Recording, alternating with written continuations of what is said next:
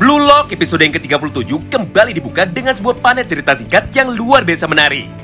Di mana tepat setelah Nagi berhasil melesatkan satu buah gol pertamanya menuju ke arah gawang tim Jepang U20, seketika suasana di dalam medan tempur pun berubah menjadi kembali bergemuruh. Bahkan para penonton yang awalnya sempat terdiam, tiba-tiba saja malah langsung berteriak dengan sangat keras untuk merayakan satu buah gol indah yang berhasil diciptakan melalui rentetan skema serangan beruntun dari tim Blue Lock 11. Melihat dan merasakan hal itu di depan matanya, para pemain yang ada di lapangan pun seketika langsung tersadar bahwa kenyataannya semua orang yang menonton pertandingan ini sama sekali tidak peduli tentang siapakah yang akan mereka dukung. Mengingat pertandingan penentuan dari tim Jepang U20 melawan tim Blue Lock 11 sama-sama melibatkan para pemain muda berbakat yang ada di seluruh Jepang. Jadi satu-satunya hal yang mereka pedulikan hanyalah tentang siapakah yang mampu menunjukkan permainan terbaiknya di dalam lapangan dan manakah tim yang mampu mencetak gol lebih banyak. Hal itulah yang membuat Ketua Federasi Sepak Bola Nasional Jepang alias Iwan Bule seketika menjadi terlihat panik dan mulai mempertanyakan mengenai keputusannya untuk mengadakan pertandingan ini. Karena faktanya hal itu malah menjadi pisau bermata dua bagi dirinya sendiri. Mengingat pada awalnya tidak ada satupun orang yang peduli dengan tim Blue Lock milik Jinpachi Eko. Namun berkat pertandingan besar melawan tim Jepang yang disiarkan ke seluruh dunia, akhirnya semua pandangan mata dari para penonton pun seketika langsung tertuju kepada mereka. Dan dunia pun jadi mengenal seberapa hebatkah sebenarnya kekuatan dari tim Blue Lock 11 ini. Atau simpelnya Iwan Bule ternyata berhasil ditipu oleh Jinpachi Eko. Karena dengan cara seperti ini, maka Jinpachi pun bisa mengambil sebuah jalan pintas untuk membuat tim Blue Lock asuhannya bisa langsung dilihat oleh seluruh dunia tanpa perlu melewati proses seleksi panjang yang sangat konservatif dan memakan waktu yang cukup lama. Nah, menariknya, tepat pada satu momen yang sama itu, Jinpachi pun dengan lantang langsung menjelaskan kepada Henry yang sejak tadi terus bertanya-tanya mengenai apa alasan dari tim Blue Lock yang tiba-tiba saja bisa bermain dengan sangat indah. Padahal sebelumnya serangan dari mereka berhasil digagalkan dengan mudah oleh Oliver Aiku dan juga keempat orang temannya yang lain. Sebenarnya jawaban atas pertanyaan ini sangatlah panjang sekali. Namun supaya simpel maka akan kami persingkat saja. Intinya menurut Jinpachi Eko, tim Blue Lock berhasil bangkit dan bisa mencetak gol yang pertama berkat perkembangan atau awakening dari Itoshi Rin. Di mana pada permainan sebelumnya, Rinlah orang pertama yang berhasil melakukan improvisasi permainan hingga pada akhirnya semua pemain lain pun bisa mengikuti pergerakan yang dilakukan oleh Itoshi Rin. Namun semua hal itu hanya bisa terjadi berkat adanya Isagi Yoichi. Mengingat selama ini Isagi Yoichi terus berusaha untuk memberikan peluang kepada teman-temannya dengan cara bergerak dan berlari tanpa henti di dalam lapangan untuk mencari posisi yang kosong. Melalui hal itulah maka semua pemain dari tim Blue Lock menjadi memiliki banyak sekali pilihan dalam penyerangan untuk bisa melakukan improvisasi dan juga berkembang menjadi jauh lebih hebat lagi. Sederhananya, tim Blue Lock berhasil menemukan jati dirinya dan berhasil keluar dari tekanan besar tim Jepang U20 berkat adanya dua orang pemain terbaik yang saat ini mereka miliki, yaitu Itoshi Rin dan juga Isagi Yoichi. Karena dengan adanya mereka berdua yang terus bersaing untuk bisa membuat sebuah peluang dan menciptakan gol dengan caranya masing-masing, maka permainan dari tim Blue Lock pun menjadi semakin hidup dan sulit sekali untuk diprediksi. Scene pun kini berpindah. Setelah peluit tanda dimulainya kick-off yang ketiga sudah dibunyikan, Kento pun dengan cepat langsung mengoper bola yang ada di kakinya kepada Itoshi Sae. Dan di saat yang bersamaan, Sae pun langsung membawa lari bola itu seorang diri menuju ke area pertahanan dari tim Blue Lock 11.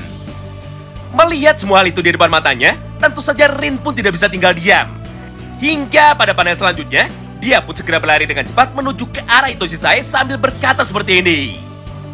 "Woi kakak bodoh, setelah sekian lama kita tidak bertemu, nampaknya kau sama sekali tidak ada niatan untuk datang menyapaku.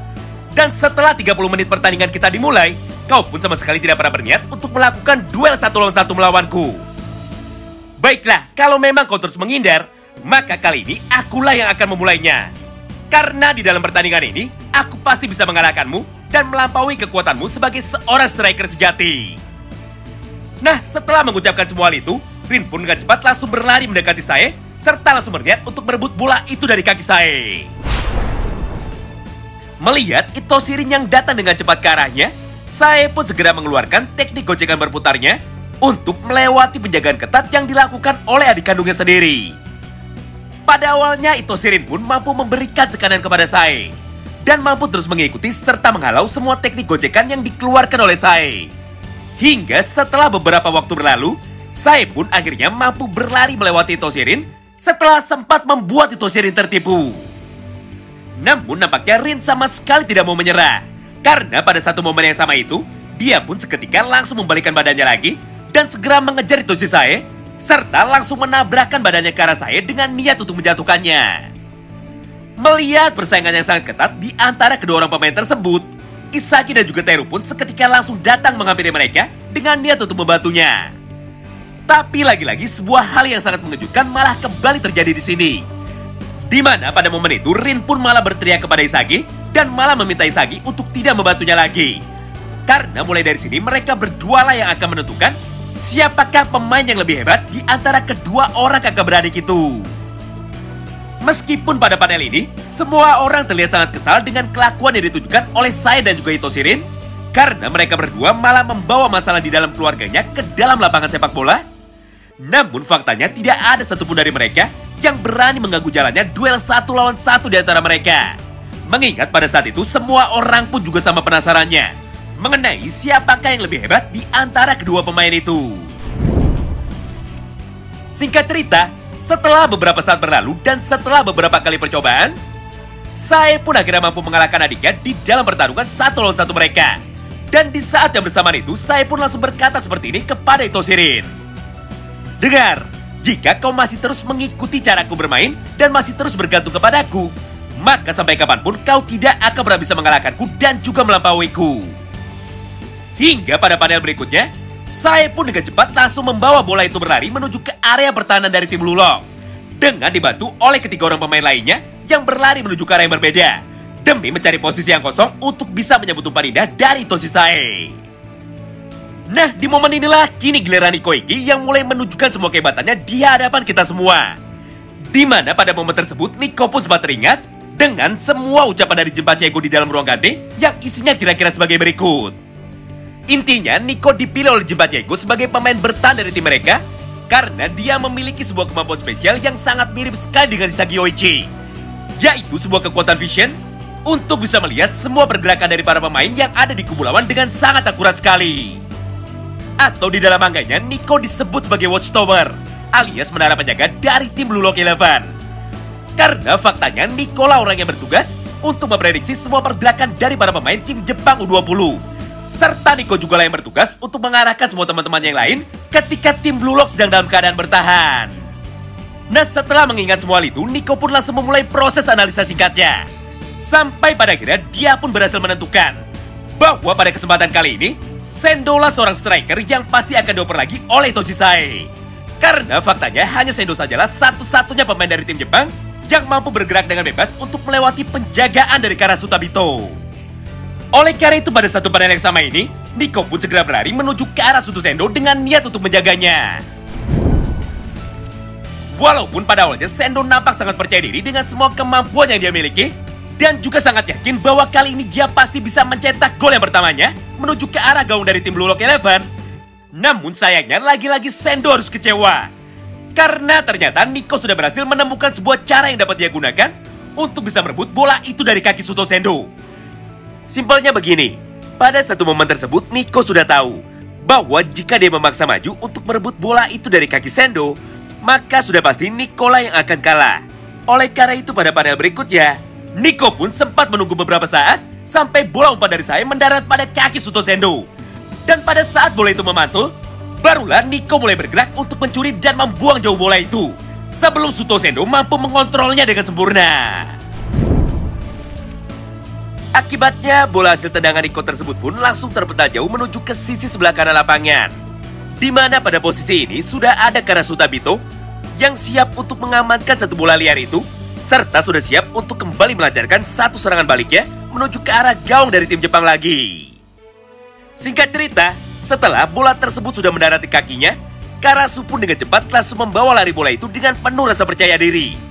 Mengingat pada saat ini, Karasu yang terkenal sangat jenius dan ahli mencari titik lemah dari sistem pertahanan tim lawan, akhirnya sudah berhasil memecahkan misteri besar di balik solidnya sistem pertahanan ketat dari tim Jepang U20. Intinya, sistem pertahanan mereka terdiri dari 3 tahap, Dan dari ketiga tahapan tersebut, tidak ada satupun celah yang bisa mereka manfaatkan untuk bisa menghancurkan tembok besi yang dijaga dengan ketat oleh Oliver Aiku. Oleh karena itu pada momen ini, Karasu pun dengan cepat langsung berkata kepada semua orang bahwa jika tim Jepang tidak memiliki kelemahan, maka Karasu Tabito sendirilah yang akan menciptakan kelemahan tersebut bagi mereka semua. Hal ini pun langsung dibuktikan oleh Karasu Tabito melalui beberapa rangkaian serangan berikut. Di mana pada panel selanjutnya, dia pun dengan cepat langsung mengirimkan satu umpan pendeknya kepada Otoya, yang kebetulan pada saat itu sudah muncul tepat di sampingnya.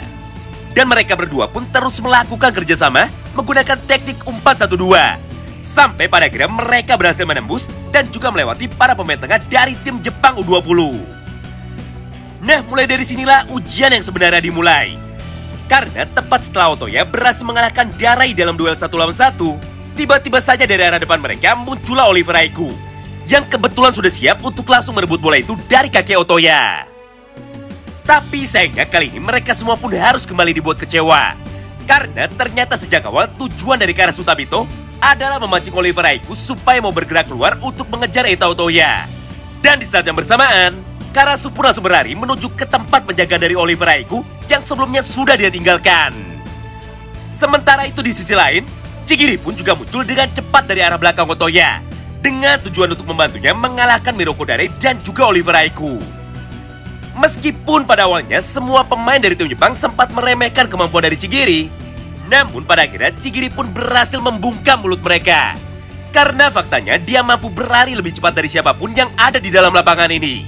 Hingga Chigiri pun berhasil melewati penjagaan ketat dari Oliver Aiku dan juga Miroko Darai. Nah, di momen itulah tanpa banyak basa-basi, Chigiri pun langsung memberikan satu umpan lambungnya menuju ke arah Karasu Tabito, yang ternyata pada saat itu sudah mampu berdiri dengan bebas tanpa ada satupun pemain bertahan dari tim Jepang yang menjaganya. Tapi sayangnya lagi-lagi sebuah kejutan besar malah terjadi di hadapan kita semua.